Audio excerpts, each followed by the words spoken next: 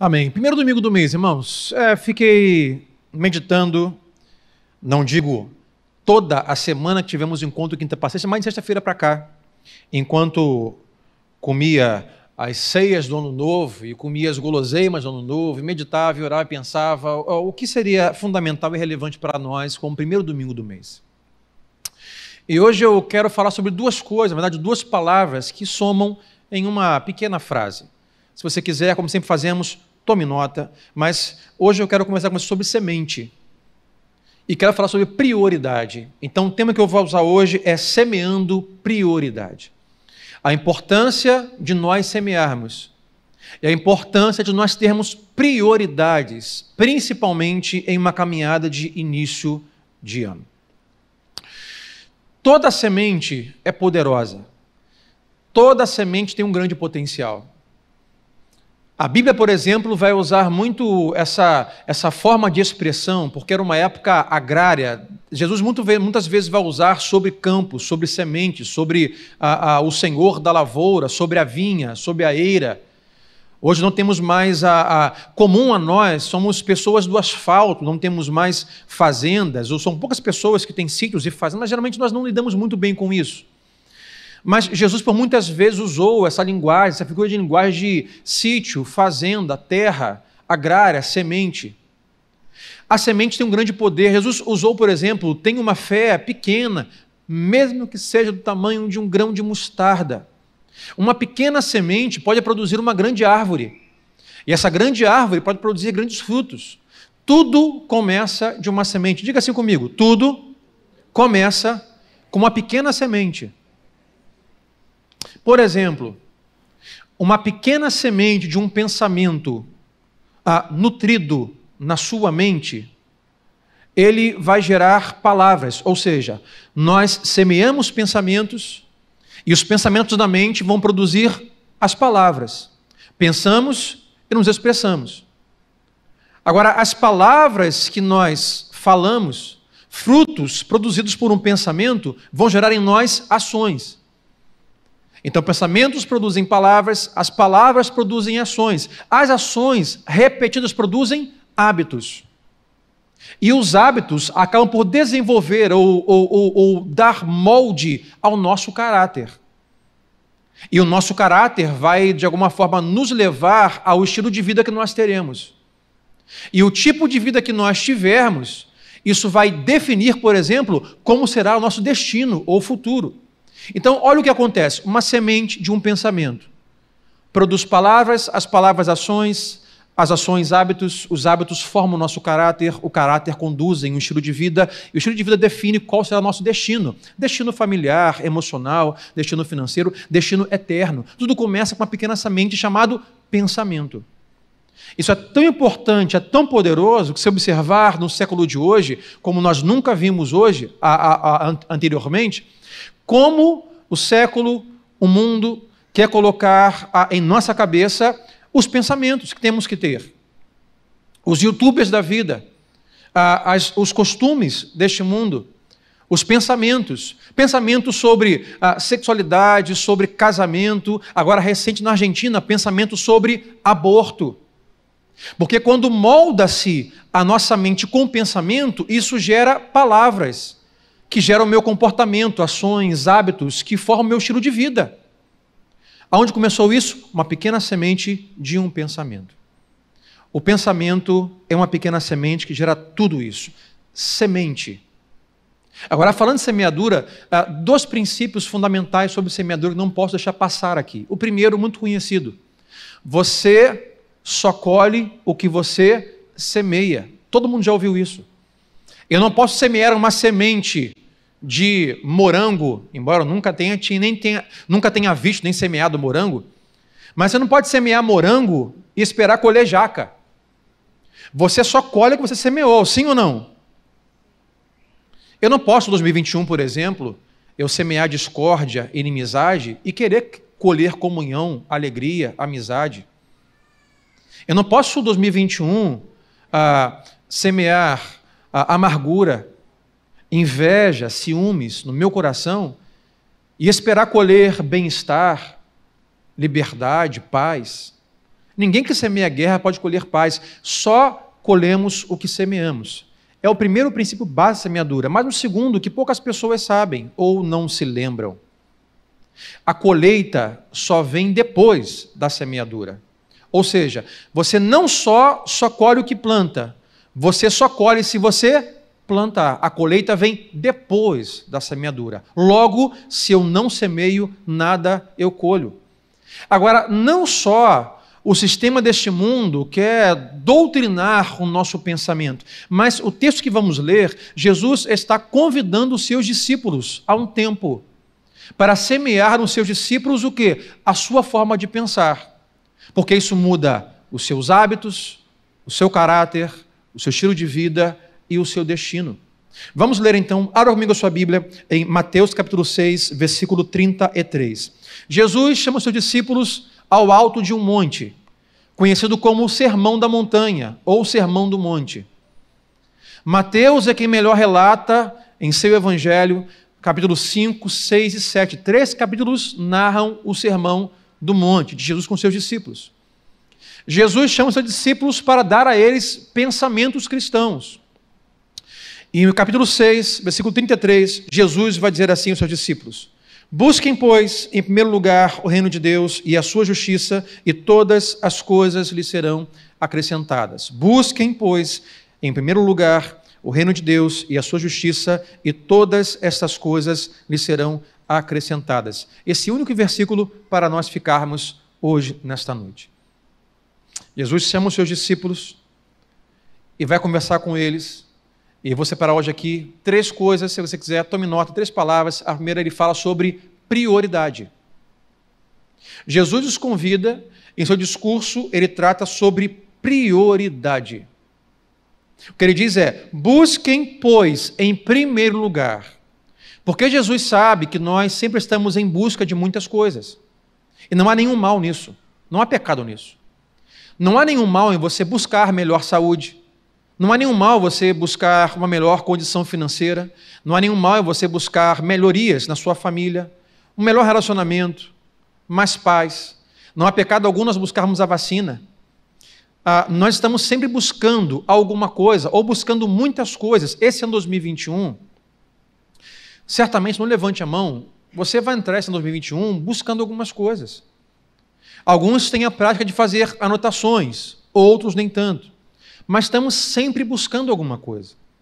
O que Jesus convida os seus discípulos a fazerem e os ensina é: dentre as muitas coisas que vocês vão buscar em sua vida, ele diz, busquem primeiro. Busquem em primeiro lugar isso que eu vou lhes falar. Ou seja, o que Jesus diz é, vocês precisam ter prioridade, saber o que vão buscar primeiro. Uma boa forma de você conhecer ou saber mais sobre alguém é você prestar atenção aonde ele investe tempo, dinheiro e energia. Você quer conhecer sobre a prioridade de alguém? Observe aonde ele gasta tempo, dinheiro e energia. Isso vai dizer o que para ele é uma prioridade. Jesus diz, vocês precisam ter prioridades dentro daquilo que vocês vão buscar. Irmãos, entramos no ano e algumas pessoas têm o costume de fazer listas, como os mais antigos. Hoje, na era digital, temos aqui o iPad, o iPhone, o celular, mas antigamente as pessoas pegavam um papel de caderno, escreviam lá, número 1, esse ano eu quero me mudar, esse ano eu quero que Deus abençoe meu casamento, esse ano eu quero meu filho de volta, esse ano eu quero entrar na faculdade, esse ano eu quero terminar o meu ensino fundamental, o ensino médio, esse ano eu quero comprar meu carro, esse ano eu quero ter meu primeiro filho. Fazemos prioridade, fazemos uma lista. Mas a verdade é que muitas pessoas que fazem uma lista de prioridade, o seu estilo de vida contrasta com aquilo que ele escreveu. E, na verdade, o que diz qual é a sua prioridade não é o que você anotou como prioridade, mas são os seus hábitos, é o seu estilo de vida. Você pode dizer, a minha prioridade esse ano é comprar a minha casa própria. Pode ser a sua hoje aqui. Mas o seu estilo de vida vai revelar se de fato essa é ou não sua prioridade. Por exemplo, se você não para de gastar dinheiro, se você troca de celular, se você viaja, a não ser que tenha muito dinheiro para fazer os dois, que fica Óbvio é que, embora você tenha dito que vai priorizar trocar ou comprar sua casa própria, o seu estilo de vida diz que não é verdade, porque aonde você gasta dinheiro, energia e tempo declara qual é a sua prioridade. E Jesus não só chama os discípulos para falar sobre prioridade, mas Jesus dá aos seus discípulos a prioridade que eles devem ter. Porque você pode viver pelas pressões ou pela prioridade. O mundo, o século, o diabo, ele sempre vai querer que você viva a sua vida pelas pressões, pelas urgências, pelas emergências. Por exemplo, as mídias sociais, a propaganda, a televisão vai dizer, troca o celular, troca a televisão, troca a sua casa, troca de marido, faça isso, faça aquilo, e você o tempo todo está vivendo baseado nisso. Jesus não. Jesus quer que os seus discípulos vivam por prioridades. Saber o que de fato nesta vida é importante. E o que nesta vida é passageiro e é insignificante. Nós seremos puxados de um lado para o outro para vivermos pelas emergências do mundo. Jesus chama os seus discípulos para cima do morro e diz, olha, vocês vão ser puxados para buscarem muitas coisas, mas vocês precisam ter uma prioridade para não viverem sendo puxados de um lado para o outro, não priorizando nada. Quando perceberem, a vida passou e não priorizaram aquilo que de fato era importante. E para falar em prioridade, como eu costumo fazer algumas vezes, eu tenho uma história que vai nos falar sobre prioridade hoje aqui, eu vou ler a história. A história diz que um homem tinha 2 ingressos para a final da NBA. NBA é o quê? O basquete americano. Um homem tinha 2 ingressos para a final da NBA na beira da quadra. Então outro homem desceu e perguntou se havia alguém sentado ao lado dele, pois percebeu que o assento estava vazio. O primeiro homem respondeu, não tem ninguém. Então o segundo homem disse, uau, que incrível! Quem deixaria esse assento vago? O homem respondeu, eu deveria vir com a minha esposa, mas ela faleceu. E essa é a primeira final da NBA que nós não assistimos juntos desde 1988. O segundo homem disse, que terrível, meus sentimentos. Mas continuou, mas o Senhor não teria ninguém da família para ocupar esse lugar? Podia ter trazido um cunhado, um primo ou até um vizinho? O primeiro homem respondeu, não, porque todos agora estão no funeral. Entendeu? Todos estavam no funeral da esposa. Ele estava lá no jogo da NBA. Diga assim comigo, prioridade. Diga para o seu vizinho, prioridade. As suas ações, o seu dinheiro, o seu tempo revelam qual é a sua prioridade. É uma história que nos diz que não importa o que nós digamos ou o que nós pensamos, o nosso estilo de vida denota quais são as nossas prioridades. E sobre prioridade, Jesus aos seus discípulos diz, busquem em primeiro lugar o reino de Deus e a sua justiça. Não sei se você percebeu, em toda a Bíblia, a sua construção literária ou pensamento doutrinário é baseado em um princípio. Deus deve sempre ser o primeiro. Sempre. Olha, por exemplo, os 10 mandamentos. Tem 10 mandamentos. Tem três mandamentos que começam sobre a nossa relação com Deus. E os demais mandamentos, nossa relação com o próximo. Por isso, Jesus resume os 10 em 2. Ame a Deus e ame o seu próximo. Quais são os primeiros mandamentos? Não é não matarás, não roubarás, não cobiçarás, não mentirás. Respeite pai e mãe. O primeiro mandamento é, não tenha outro Deus nada no meu lugar, acima de mim, em primeiro lugar. Deus diz, eu sou o primeiro. Toda a base bíblica cristã é sobre a ideia de que Deus ele deve ser o primeiro em nossa vida. Agora, colocar Deus em primeiro lugar não significa que não podemos fazer outras coisas. Significa que as outras coisas não podem tomar o lugar de Deus, não podem estar acima do lugar de Deus. Porque se Deus não for o primeiro, a nossa vida vira uma bagunça. Talvez você vai se lembrar aqui agora, vai assim, pastor, quando eu não conhecia Deus, quando não servia Deus, quando não fazia Deus o primeiro da minha vida, a minha vida era uma bagunça. Meu casamento era uma bagunça. Minhas emoções eram uma bagunça. Minha empresa era uma bagunça. Meus negócios eram uma bagunça. Quando você não tem Deus em primeiro lugar, a sua vida vira uma bagunça. Agora, quando você faz de Deus o primeiro lugar e tem Ele a primazia na sua vida, a sua vida é abençoada. Porque Ele está em primeiro lugar. Por quê? Porque o que vem primeiro sempre tem o potencial de abençoar o que vem depois. O que vem primeiro abençoa o que vem depois. Eu vou te dar um exemplo, diferente do que fiz pela manhã. Mas imagine que você vai cozinhar um ovo. Você pega uma panela, o que você faz? Você joga o ovo cru dentro, acende o fogo e deixa esquentar o ovo. É assim que faz, sim ou não? O que vem antes do ovo? A água, gente. Você coloca a água. Alguns, como eu, costumam de fazer o ovo cozido a partir do ovo, da água fria. Outros fazem a partir da água quente. Não importa. Mas você coloca a água, depois o ovo.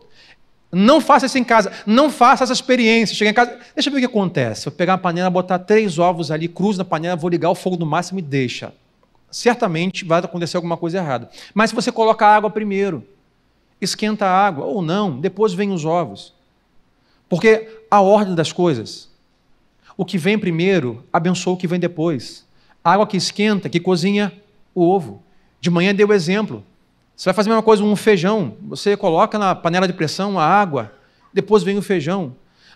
Temos que priorizar e colocar as coisas em ordem. Jesus chama os seus discípulos para dizer o seguinte: olha, das muitas coisas que vocês vão fazer, não pega a sua vida como uma panela e pega as suas coisas como o ovo cru e as faças antes de me colocar em primeiro lugar, porque isso vai ser uma bagunça. O que está em primeiro lugar tem o potencial de abençoar tudo o que vem depois. Se você colocar Deus em primeiro lugar, será abençoado a sua casa, será abençoado os seus negócios, será abençoado o seu coração, a sua mente, será abençoado a sua vida. Quem crê nisso comigo nesta noite, diga amém. É ordem, o nome disso é prioridade. É você nesse ano 2021 semear em Deus, priorizando Ele na sua vida. Então, prioridades. A segunda palavra nesta noite é a palavra rendição. Anote aí, rendição. Jesus diz: busquem, pois, em primeiro lugar o quê? O reino de Deus e a sua justiça. O que é o reino de Deus? O reino de Deus fala sobre o governo de Deus. O que é um reino? Nós não vivemos monarquia, vivemos democracia, não temos muita ideia do que é um governo, um reino ou um rei. Mas um reino é o espaço onde o rei governa. Um reino é o governo desse rei. E Jesus diz: não só você deve priorizar Deus, você deve se render ao reino dele. Busque em primeiro lugar o reino dele, o governo dele. Por quê, irmãos? Porque nós temos o nosso governo. Nós temos o nosso reino. E nós temos tendência em querer ser o rei, o dono da nossa vida, do nosso espaço, do nosso pedaço. Para te dar um exemplo, entender melhor, quantas vezes você que tem filhos como eu, se tiver mais de um filho, 2 filhos, 3 filhos, como os filhos costumam disputar espaço, já percebeu? Eu já fiz isso, meus filhos fazem isso. Constantemente, ou no sofá de casa, ou no banco de trás do carro, eles estão o tempo todo brigando pelo seu espaço. Senta no sofá e um diz: chega para lá. Não, eu estou aqui primeiro. Não, mas eu sempre fico no canto. Meu irmão, me ajuda aqui. Quem em casa os filhos fazem isso? Levante a mão comigo. Aí, ó, não estou sozinho.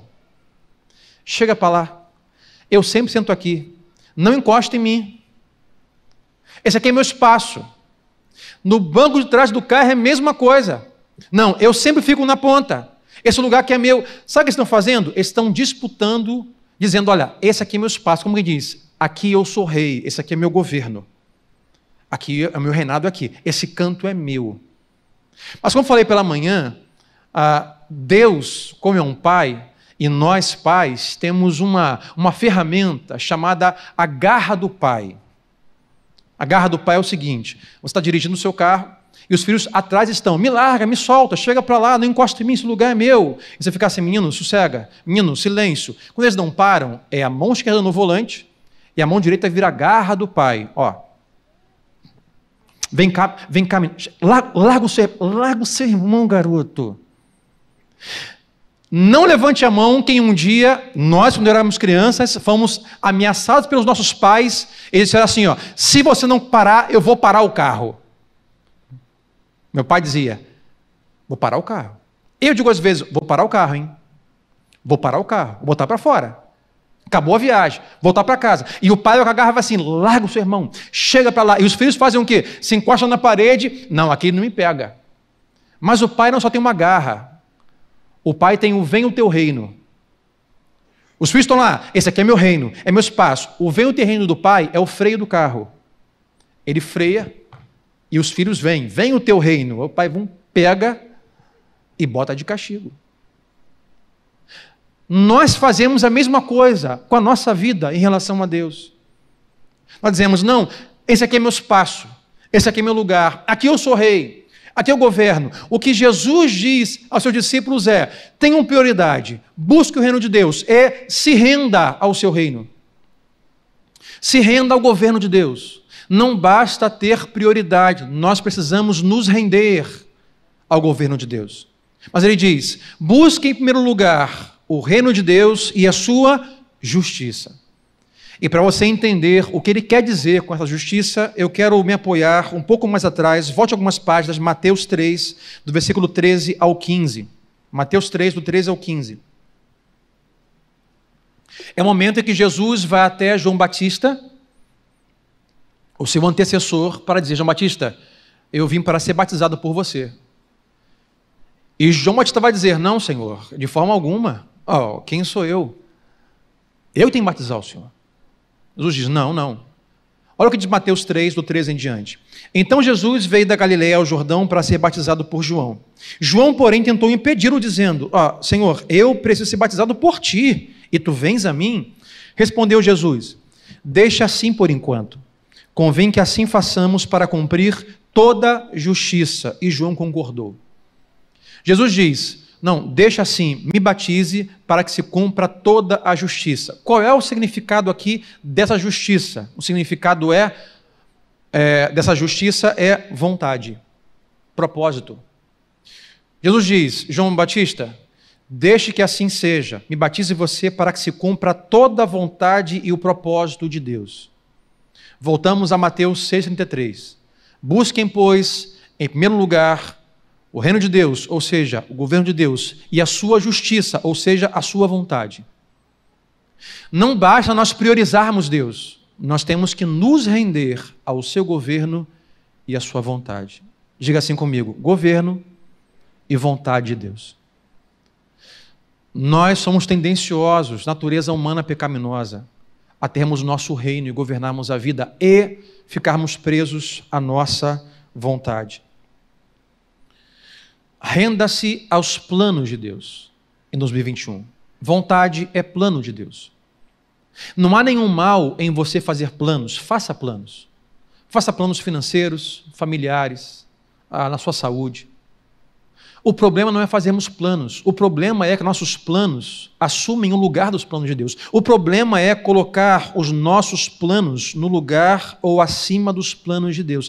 Não sei se você já percebeu, embora nós façamos planos, os planos e a vontade de Deus sempre prevalecem. Quem já percebeu isso na sua vida? A vontade de Deus sempre prevalece. O homem faz planos, mas a última palavra vem do Senhor. Não há mal em planejar, mas saiba que, se for da vontade dele que o seu plano não se cumpra, ele não vai cumprir, porque o dele vai se cumprir. E isso é bom para você, sabe por quê? Porque só a vontade dele é boa, perfeita e agradável, a nossa não é. Um pai que ama, se preciso for, frustra a vontade de um filho. Que isso, pastor? Isso é maldade. Não, isso é ser pai. O pai, por amar o filho, faz propositalmente com que o plano do filho se frustre. Pai, eu quero fazer uma maratona de videogame esse final de semana. Não, se tem prova, vou guardar o videogame, vou jogar fora, vou vender. Eu vou guardar no armário. Mas o meu plano para fazer isso, não, mas por amor a você, eu vou frustrar o seu plano. Ah, pai, eu estou com um plano de fazer isso, isso, isso. Se o pai sabe que isso é um mal para o filho, ele propositalmente boicota o plano do filho. Com amor, conversa, explica, mas boicota. Deus, por mais duro que pareça, Deus algumas vezes faz assim comigo, com você. Mas a frase que eu usarei é: que bom que Ele faz isso. Porque nós somos pecadores. Nós fazemos muitas vezes péssimas escolhas. O nosso coração, ele é enganoso. Achamos que precisamos de algo e não precisamos. Achamos que algo vai ser o melhor para nós esse ano, mas Deus sabe que isso aí é um buraco, isso aí é uma furada, isso aí vai arrebentar a gente. Então o que Deus faz por amor, não deixa que a nossa vontade prevaleça, mas que a dele prevalece. Que bom que isso acontece. Olha a história. Nós, lá em Gênesis 3, pelos nossos pais, Adão e Eva, nos rebelamos contra Deus. E ficamos, Paulo vai dizer em Romanos 3, 23, porque todos pecaram e destituídos foram, afastados foram da glória de Deus. Mas o que Deus faz? Deus nos pega, sua misericórdia nos alcança, mesmo sem querer. O maior exemplo disso, Paulo. O apóstolo Paulo, ele não queria ser crente. Paulo não queria ser apóstolo. Mas Deus persegue Paulo e diz: não, eu elegi, eu escolhi você. Você vai ser para um grande uso na história, para o meu fim. A vontade de Deus, diga comigo, ela é boa, perfeita e agradável. O que Jesus diz para você esse ano é: priorize Deus na sua vida, mas não só isso. Se renda ao seu governo e à sua vontade. Porque, irmãos, nos rendermos a Deus nos liberta. A rendição a Deus faz pelo menos duas coisas. A primeira delas é: a rendição te livra ou livra você de ter que descobrir tudo. Quando nós temos vontades, desejos, ficamos ansiosos, como falei aqui no culto da virada, ficamos esgotados. Qual é o meu lugar esse ano na vida profissional? Qual a faculdade que eu vou entrar? Você que é homem solteiro, qual é a mulher de Deus para a minha vida? Qual é a mulher de Deus para mim? Qual é a faculdade que eu vou fazer? E somos pressionados a saber aonde tem que estar, com quem eu tenho que estar, com quem eu vou casar, aonde eu vou trabalhar, porque eu tenho planos, mas quando você se rende à vontade de Deus, isso liberta você. Porque você não tem que descobrir tudo, não tem que saber tudo. Falei pela manhã, se você perguntar assim: pastor Sandro, como você soube que a Adriana era a mulher da sua vida? Eu digo: eu nunca soube. Não até saber, não até casar. E eu brigo dizendo que eu acho que foi por eliminação. Pela minha vontade, tentava esse lugar, e Deus dizia: não, aqui não. Deus fechava uma porta aqui, abria outra aqui, sabe por quê? Aonde você tiver que estar para o seu bem, para a vontade de Deus, Deus vai te levar lá. Com quem você tiver que estar esse ano para o seu bem, Deus vai levar você até aquela pessoa ou vai trazer aquela pessoa até você. Quem confia em Deus e crê comigo, diga amém. Deus me trouxe a Adriana, irmão. Ou me trouxe para ela, não sei. Essa mulher me perseguia. É sério. Mas a vontade de Deus é boa. Estamos aqui há mais de 25 anos de casado, com 3 filhos. E eu jamais pensei em casar com a idade que casei. Eu era muito novo, era garoto. Jamais pensei em ter filhos, muito menos 3. A gente tem sonhos, desejos. Meus sonhos, por exemplo, não era o casamento, mas era a vida profissional, era a viagem, era países, era dinheiro. Mas Deus falou: não, Deus frustrou viagens profissionais minhas antes de casar. E talvez se eu fosse, não voltaria mais para o Brasil. E Deus impediu, Deus frustrou. Para o quê? Para o meu bem. E olha eu aqui, irmão, muito bem da vida, casado com a Adriana. Morando no Alcântara, olha que maravilha. Pai de 3 filhos num país sem vacina, que maravilha.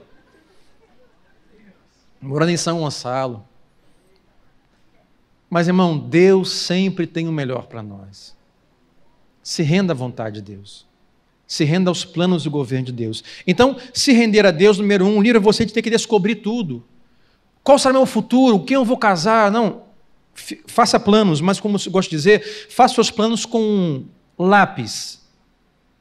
Para que, se for o caso, Deus frustre e apague e escolha ou escreva uma nova parte. A segunda coisa que a rendição faz, a rendição abre você para as bênçãos de Deus. Pessoas que ficam segurando a sua vida, longe da vontade de Deus, não, a minha vontade é, eu desejo esse, eu fazer isso, impedem, ou prejudicam, ou se afastam daquilo que Deus quer fazer na sua história. Alguns hoje estão segurando a sua vida, segurando o seu pensamento, segurando o seu plano. E Deus, hoje, aqui para algumas pessoas, e na história, está dizendo assim: olha, dê para mim, dê o seu plano para mim, dê a sua vontade para mim, dê as suas prioridades para mim, e você vai ver o que vai acontecer. Um outro exemplo que eu uso para contextualizar, é como se você fosse fosse um jovenzinho, 17 anos, 16 anos, no colégio, num time de basquete. Aí não sei por que cargas d'água do destino, no seu time está o LeBron James, está o Michael Jordan no seu time jogando com você. Olha, você é um jovem que pouco sabe de basquete e tem ao seu lado o melhor do mundo jogando basquete. Então, o conselho que o professor, que é o técnico do time, dá para você é chamar assim: vem cá, gente, Joãozinho, quando a bola for para você, o que você faz? Eu arremesso o professor. Não, você passa para o LeBron James. E você, Pedrinho, receber a bola, faz o quê? Arremessa o professor. Não, você passa para o LeBron James. E você, Sandro, quando receber a bola, faz o quê? Eu diria: passa para o LeBron? Passa para o LeBron. Porque ele é mais assertivo. Ele não costuma errar. Se você pegar a bola e passar para ele, nós vamos ganhar. Vai ser melhor para o time. Você sabe muito menos do que o LeBron James. Sabe muito menos que o Michael Jordan. Agora pegue isso e leve ao outro campo, ao outro patamar, como vai dizer aquele jogador. Se você serve a um Deus que nunca falha, que nunca erra, que nunca perde, qual é a vantagem que se tem de ficar segurando a bola? Então, o conselho do professor para os seus meninos é: Deus, pelo Espírito, dizendo para você o seguinte: a bola da sua vida, sua vontade, seus planos, não arremessa. Passa para quem? Passa para Deus. Deixa Deus arremessar. Deixa Deus conduzir. Deixa Deus cuidar, porque Deus nunca perdeu uma batalha. Ele nunca erra, Ele nunca perde, Ele nunca falha. O nosso Deus nunca falhou. O nosso Deus é perfeito, é poderoso, é soberano, conhece passado, presente e futuro. Quando você confia e se rende ao plano, à vontade, ao governo de Deus, você abre a sua vida para as bênçãos de Deus. Eu quero hoje que você faça uma dinâmica aqui, se você puder, erga os seus dois braços para frente assim e fecha a mão. Vamos lá, 2 braços para frente e mão fechada. Tem gente que vive assim, com a mão fechada. Sabe o que é isso? Não, aqui está meu plano, a minha vida, eu estou seguro, sei o que eu faço. Sabe o que acontece? Aqui não entra mais nada, não cai semente nenhuma mais aqui. A mão está fechada. Agora, abre as duas mãos. Quando você abre a mão e vive assim, sabe, Deus derrama sobre você as bênçãos, Deus dá a você sabedoria, discernimento, chama você para a sua vontade, para o seu governo. Você se rende assim: Deus, minhas mãos estão abertas nesse ano para a sua vida, Deus, para a tua vontade e para o teu plano. Vivamos assim. Agora, se você puder, erga as duas mãos, junte as duas e aplauda Ele se você puder nesta noite. Faça isso, aplauda o Senhor esta noite. Ele está no controle da história, Ele não falha, Ele não erra. Ele é infalível. Ele nunca perdeu uma cesta. Ele não erra nunca. Não entre, não viva 2021 segurando a sua história. Então, priorize a Cristo. E a segunda é: se renda ao seu governo e à sua vontade. E terceiro, ele diz: busque em primeiro lugar o seu reino, a sua justiça, e o versículo continua: e todas estas coisas lhe serão acrescentadas. Terceira coisa, acréscimo. Prioridade, rendição e acréscimo, ou seja, aumento, edificação. Quando você prioriza a Deus na sua vida este ano, quando você se rende ao seu governo e à sua vontade, você será acrescentado. Não há nada ao seu redor que Deus não vai fazer. Aqui Deus está dizendo assim por meio de Jesus aos seus discípulos e para nós hoje: tudo que diz respeito a você, eu vou cuidar. Tudo que diz respeito à sua vida, eu vou cuidar. Tem pessoas, há dois grupos de pessoas: aqueles que buscam a Deus e são acrescentados. Buscam a Deus, em primeiro lugar, o seu reino e a sua justiça, e são acrescentados, são aumentados. São felizes, têm paz, são alegres. Mas há aqueles que, ao invés de buscarem a Deus, estão fechados, buscando com os seus planos, buscando com a sua vontade, tentando adicionar à sua vida, por sua própria força, as bênçãos, os bens, a alegria, enquanto não buscam a Deus. Então escute-me aqui, meu irmão, nós corremos o sério risco, mesmo com vacina, e eu creio que virá logo, em nome de Jesus, mesmo com a pandemia estancada, nós corremos risco de perder o ano, se nós não ouvirmos as palavras de Jesus hoje para nós. Priorize Deus, se renda à sua vontade e ao seu governo, e tudo que diz respeito à sua vida, Ele vai acrescentar e Ele vai fazer. Agora, como eu falei, a semeadura tem dois princípios. O primeiro é, você só colhe o que você planta. Se você não priorizar, semear Deus ou em Deus na sua vida, você não vai colher aquilo que vem de Deus para a sua vida. De igual maneira, você só vai colher esse ano, a colheita vem depois da semeadura. Iniciamos um ano, agora é tempo de semearmos. E dizer: Deus, eu quero buscar mais o teu reino, as tuas coisas esse ano. Deus, eu não quero deixar com que os meus planos e vontades, desejos, as minhas coisas sobreponham o teu lugar na minha vida. Porque o Senhor disse: não tenha outro Deus. Irmãos, Deus aqui, lá do Êxodo 20, 10 mandamentos, não são apenas imagens de gesso, imagens de pau, não é apenas uma figa. Deuses é tudo aquilo que nós colocamos acima de Deus. Então, o seu carro pode ser o seu Deus, o seu filho pode ser o seu Deus, o seu dinheiro pode ser o seu Deus. Deus diz: não coloque nada disso acima de mim. Todos querem uma boa colheita, mas poucos querem pagar o preço da semeadura. Quantos aqui querem chegar ao final de 2021? É uma pergunta retórica, claro. Quantos querem chegar ao final do ano, olhar para trás e ver quanto Deus foi abençoador? Levante a mão comigo. Janeiro é tempo de semear. Fevereiro é tempo de semear. Busque, pois, em primeiro lugar, o reino de Deus e a sua justiça, e tudo que diz respeito à sua vida, Ele vai acrescentar. Fique de pé comigo. Quero terminar com você refletindo e orando. 3 coisas para que você não esqueça. Primeira delas, semeie em Deus esse ano. Faça dele a sua prioridade. Irmãos, e o semear envolve muitas áreas da vida. Alguém diga assim: lá vai o pastor agora falar de dinheiro. Não estou falando de dinheiro, isso envolve dinheiro também. Aonde você gasta energia, tempo, dinheiro, diz qual é a sua prioridade. Invista também as suas finanças no reino de Deus. Mas não é isso que eu estou falando. É você fazer de Deus a sua prioridade com o seu tempo, com a sua devoção, sabe, com a sua energia. A segunda coisa é: se entregue ao governo e à vontade de Deus em sua vida. Nós somos seres pecadores tendenciosos a impormos o nosso reino.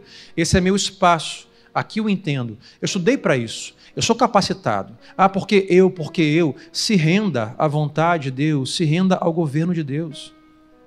Isso não é anular a sua vontade. Eu tenho vontades. Tenho vontade sobre o meu peso, vontade sobre a minha família, tenho vontade sobre onde eu quero estar ao final do ano, como indivíduo em Deus, como cidadão, como pai, financeiramente, ministerialmente. Eu tenho vontades e planos, mas eu me rendo às vontades do Senhor. Eu posso querer estar em um tal lugar mês que vem, mas digo: Deus, essa é a minha vontade, mas se não for a tua, frustra a minha. E faça a tua vontade. Eu me rendo, Senhor, ao teu governo. A terceira coisa: creia que Deus cuidará de você e de seus planos. Deus vai cuidar dos seus planos. Diga assim para alguém do seu lado, diga assim: Deus vai cuidar de você e dos seus planos. Irmão, o pai cuida. Eu sempre digo isso, às vezes nós não temos muita noção porque nós não tivemos bons pais.